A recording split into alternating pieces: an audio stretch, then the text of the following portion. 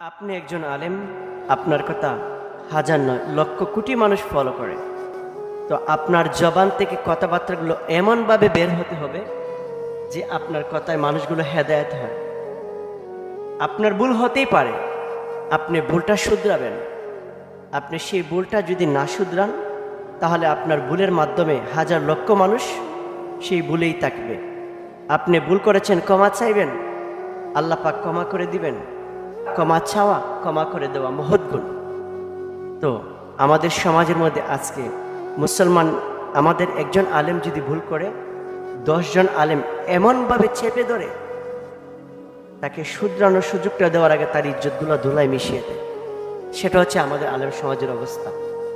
একজন মানুষ ভুল করুক, সেটাকে শুধরিয়ে দেওয়ার এমন একটা সিস্টেম তারা বের করেছে যে মনে হয় সেই সিস্টেমটা তারা আমার দৃষ্টিতে সেই সিস্টেমটা খুবই ভুল। তার সঙ্গে সরাসরি মোবাইলে আলাপ করা যায় যে হুজুর আপনি যে কথাটা বলেছেন সেটা তো এইভাবে না এইভাবে।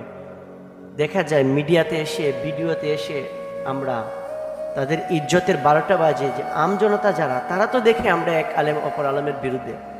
কিন্তু সেটা আমাদেরকে পরিবর্তন করতে হবে। আমাদের মন মানসিকতা পরিবর্তন করে আমাদের আলেমদেরকে শুধরাতে হবে, নয়তো ইসলামের বড় ক্ষতি হয়ে যাবে। আল্লাহ পাক সবাইকে হেফাজত করুক, হেদায়েত করুক, আমিন।